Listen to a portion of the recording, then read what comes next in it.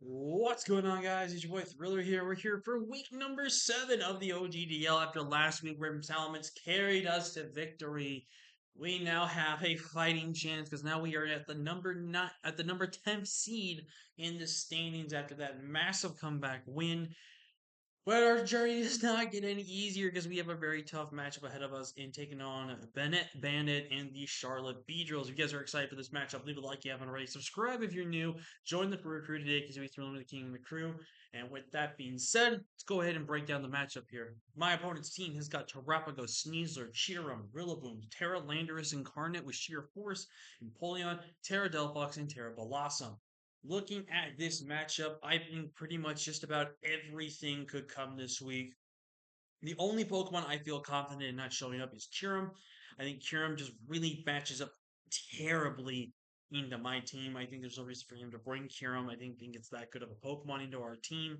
And I do think Delphox probably doesn't show up, but it has a chance to show up because I do think with Terra it does have a decent chance of being brought. But we'll have to wait and see on with that. But pretty much everything can show up, even the Terrible Awesome. I am respecting the Terrible Awesome. I do not want to be stunted on by that. Um, but yeah, pretty much everything I'm expecting to show up except Kyurem. Kyurem's the only Pokemon I don't think comes this matchup. So, looking at the team we brought for this week, we're kicking off with Urshifu with the Rindo Berry. I believe we have enough speed to make sure we are faster than Rillaboom and putting everything into attack and defense. We have Sword Dance, Aqua Jet, Dream Punch, and Ice Punch. Didn't need a water move really this matchup because if the Landorus does Terra and it Terra's out of a typing that is weak to either fighting or ice potentially, we can just knock it out. I don't really think there's any reason to be Surging Strikes this week. We are Arena Berry, so that we guarantee to take any grass move and also take one hit from the Rillaboom and be able to potentially knock that out after getting any Swords Dance off. But this thing's meant to be just gonna punch some holes and do the damn thing. Up next, we got the Bronze Kneecap with our Goldangle here with the Shockberry with Nasty Plot, Recover, Shuttle Ball, Make It Rain. Fully Spadep with some good amount of special attack investment. Enough speed to outspeed pretty much, I think, everything that's not running speed investment. Potentially, if I remember correctly. Self-running speed, and we just outspeed it. Excuse me. But definitely think Goldango can definitely do some work here. With Nasty Plot, we can get up our stats here, and with Shadow Ball plus Make It Rain, you don't have that have a Ghost resist outside Terrapagos. So Ghost is pretty spammable here. You're gonna see my plan of attack going into this matchup here. Up next, we got Terra Ghost Salamence, who came in the clutch last week, and I'm hoping and praying that Salamence does the same thing. Now, we are clear Amulet because I am respecting that goddamn stupid Blossom. Like, Blossom easily should come versus me. I think Blossom is a very terrifying Pokemon for us to deal with defensively. I think defensively setting up with Quivers and Strength Snapping is a really annoying strat here. But with the clear area, excuse me, with the clear amulet, I will be able to stop that from lowering my attack. Obviously, he will still get healthier, but he can never lower my attack, which is really great here. We're adamant. We have enough speed, I believe, to outspeed Rillaboom, possibly? No, I don't think it's Rillaboom. I think it's like a modest Kyurem or something like that. But we are running enough speed to outspeed pretty much everything on the team, basically. Through the rest into Spadef and going max attack. Adamant with Terra goes again. My opponent does not have a ghost resist outside Terrapagos. So once Terrapagos is weakened, we can potentially get a Moxie 2 or off. We can just spam that Terra Blast. We have Dual Wing Beat here to break the potential sashes. It also helps us dealing with damage output. And then Earthquake just hits everything else that we don't want to hit. Up next, we're range choice banded Hisuian Arcanine, running enough speed to make sure we're faster than Rillaboom. No, we're running Rillaboom. We can't outspeed Kyurem no matter what we do, so there's a problem there. We have extreme speed, flare blitz, head smash, in close combat. Close combat just kind of there as a neutral free click, as we can potentially do. Extreme speed to pick off stuff that is potentially weakened. Flare blitz just be able to nuke something, as they don't have really good fire resistance on their team outside of Delphox. And head smash again, they don't have good rock resistance on their team outside of the Hisuian Sneeze. It's done Hisuian, the Sneasler, and the Empoleon. Up next, we got Fiona, our Ogerpon Cornerstone, with enough speed to outspeed the Landorus and everything below, resting to attack and through into Spadef. We are Zenheba, Trailblaze, Ivy Colors, and Power Up. I really did want to have Spiky Shield in this set, but I was thinking to myself, if I don't run something like Trailblaze so I can guarantee outspeed that Landorus, if it's potentially Scarf, I think it's a little bit of an issue there. Also, again, if the Delphox is in Scarf, we can outspeed that as well when we get our +1. I should have made this probably max speed slash more speed than the Delphox because if there's a chance the Delphox to show up in its Scarf, this can lose to it if I'm not careful. Shooting. But I do think this mod really does. We have Zen Headbutt there because once we get our Trailblaze off, unless that Sneasler is walking out with the White Herb on Burden set with Fake Out. White Herb, what the hell am I talking about? The normal gem on Burden set. We can make sure we are faster than that after a Trailblaze ends and headbutt it and kill it in one shot. So this one hits insanely hard this week. And last but not least, because again, there's no good ghost resist on this team, we're bringing John Jr.'s favorite Pokemon, Bramblegast here with Rapid Spin Power Whip, Poltergeist, and Leech Seed. With this mon, we can pretty much be able to reliably just hit things offensively, which is really good. Spin, get rid of potential hazards, and then Leech Seed just to spread some potential weakening on our opponent's end. We're spell tag, so we can hit insanely hard with our Poltergeist this week. We're adamant max attack, 136 in defense, 136 with HP, and 160 defense. We're mostly being kind of like physical, bulky Pokemon this week while still hitting insanely hard. But with that being said, let's talk about this matchup. And we're here for the matchup, and as you guys can see, we're doing it as a post-com. And I'm also doing it for a post-com because I'm trying to listen to my good friend Brendan, aka Dirk Double 26, as the time of recording is this officially his birthday and the start of the 4-day subathon that he's doing on Twitch, which is gonna be streaming 4 days straight. And if you guys can definitely go check out that subathon, I would really greatly appreciate it. It would be really great to have Brendan see some new faces and have some good times there. But as we can see from my opponent, he did bring Kyurem, which I'm very, very surprised by. I felt like Kyurem had a god awful matchup here with a steel type, a fighting type, two rock types, a Salamence like Terra out of that quad weakness to potential of ice, and also getting out of that weakness of dragon. So very surprised by the reason they brought this. Delphox not too surprising that they brought, like I said, was a potential opposite, but no, Blossom was insane here. If it wasn't for the fact that Blossom was there, man, we could have done some other things with Salamence, but I had to respect that thing in prep. If I didn't, I could have been really problematic right here. But he pretty much does bring everything else we did expect, though. So we'll go ahead and actually kick this off with Swinging Arcanine. There's no really good switching on my opponent's end here. I'm going to lead off with my Princess here. And we're just going to ignore that name right there. But we go in, we click Close Choice Bandit, and that is a 2-way KO if I've ever seen one. And we just click it again. There's no reason not to. In comes this Landers, and now unfortunately I am forced to switch out here as we do see the substitute here. We actually see the Terra Blast Ice right off the get go. So reveal that it's a sub 3 attacks variant. It is not sub Nasty Plot, which is very interesting here. But we go for the Trailblaze here. Guarantees breaks the sub. He goes for Terra Blast. He's going to unfortunately do a lot of damage to his here. But we can now go for that Ivy coverage here, getting any good value with damage right here. And you're actually going to see by this damage, I'm going to really mess up here. And I'll tell you guys in a second why. But I go to my Goldango here. Is he's going to click U-turn here. I knew he was going to click that U-turn there. In comes the Violet Turtle, which I guess technically makes sense, but here I'm just gonna go ahead and click Nasty Plot here, as he actually just goes straight for the Earth Power here. Very surprised he would go for that. Actually, I figured he would have tried to have maybe set up and go from there, but we go for the Make It Rain here into over 50%. This mon's actually really strong.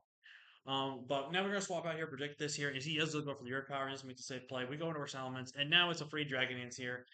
No way he has Ice Beam here. I'm Dragon Dancing now.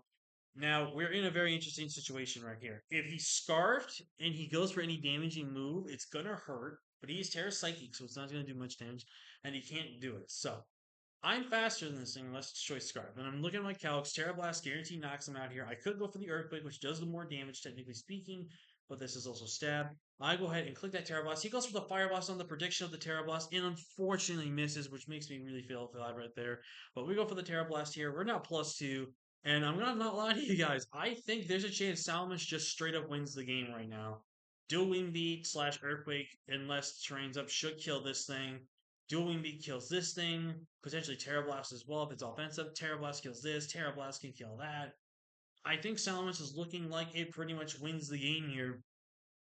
And this is where me not calculating that damage from that Ivy coverage cost me, because also that crit cost me. But the crit made up for the miss, even though the crit was more impactful than the miss was, in my opinion. But still, it bounced out there. I should have dual wing beated because this Rillaboom is fully fizzed out. I should have looked at the calc on that Ivy coverage, and I would have known what the damage output was, and I would have known to click dual wing beat. And even was telling myself to click dual wing beat because there was a reason I brought it because of some options and stuff like that. And I should have just clicked it. I had the super effective move, but for some reason just didn't think it. And the reason why I didn't think it because I was thinking to myself, okay, if this is just an offensive Rillaboom, we can just OHKO it right now. And if it's just max HP, I'm pretty. It was still within range. I think if I got the lowest possible roll, he might have lived. But every other roll, like 9 out of the 10 rolls, would have killed him. So I went for it. I should have just clicked dual wing beat though, and that's actually going to be really rough for us because now he can just grassy glide here. And I make a bit of another misplay here. I think instead of going into my Arcanine here, I should have went my Urshifu because I had Rindo Berry for this specific reason. I can Drain Punch literally everything on the field. There is no reason for me to predict this, no reason for me to overthink this. So I should have just clicked the Drain Punch here, went into my Urshifu, but I didn't. He goes into his Terapagos, sacks his Terapagos, which I'm actually surprised he would sack his Terapagos in my opinion. Goes into Landorus. I decided to make the risky play of staying in. Should have just sacked my Goldengo here and then went into my what's it guy. Here I should have just gone for Drain Punch. This is another misplay here. So pretty much just me really misplaying this matchup in the end here, guys. And as you can pretty much tell from this, it's a pretty much a GG. There's nothing I can do here. He's going to Ivy Coverage. If I had Spiky Shield, man, I would have damaged him. I think I might have just been outside of range of it, possibly.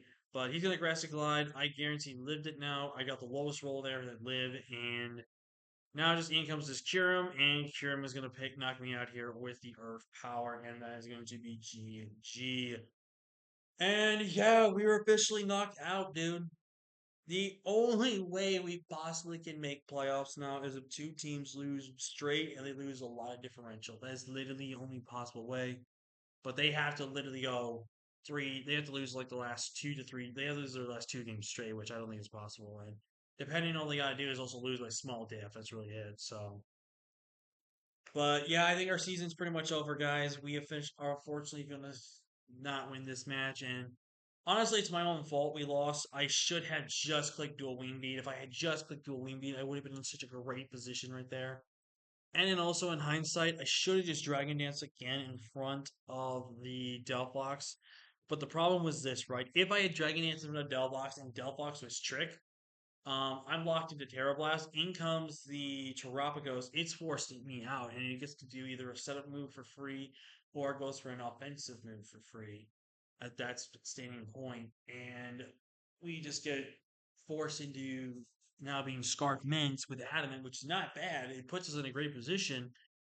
But at that point, it wouldn't have helped at the end there, maybe. I don't know. But yeah, we pretty much cost ourselves the game by not clicking dual wing because I guarantee killed that Fizz Up Room no matter what. Obviously, if we missed, it would have been a different story. Um, if it was a miss into a crit, that would have been really bad for us because that crit actually does matter because if he's not offensive Rillaboom, at most he does is around 50, close to 50%. And then with the Grassy Glide recovery that he would have given, because I think the most he did to us was could have been around 65% possibly. And then with the recovery, Grassy Glide, we were way outside of range of that Grassy Glide unless you got a crit. But yeah, we pretty much lose this game because I decided to just play to not think and be stupid. I'm not gonna lie, guys. Sometimes I feel like I'm always the reason. I'm part of the reason why I can't win games because I just don't do the play I know I should have done. Because I'm pretty confident Salaman's just won there again. It would have picked up another 5-0 sweep, which would have really catapulted us win there in the differential a massive ton. Because this was a really important game for both of us. Because this was almost gonna be a winning out for winning in type of situation for potentially Bennett here. And then this was for me again, just still winning in type of thing where I had to still win out. But unfortunately for us, we're not going to make the playoffs, and it's just heartbreaking, honestly. And it's just how it goes sometimes, man. Maybe I just need to take a break from draft league because I think I'm just overthinking things too much and I'm just not thinking. And maybe I'm just pushing myself a little too much. So who knows? But that's it for our season, guys. We still have one more game that we're gonna play. I might, depending on who I'm facing, I might ask them, "Hey, do you want to do some memes? Do you want to do some funny stuff potentially?"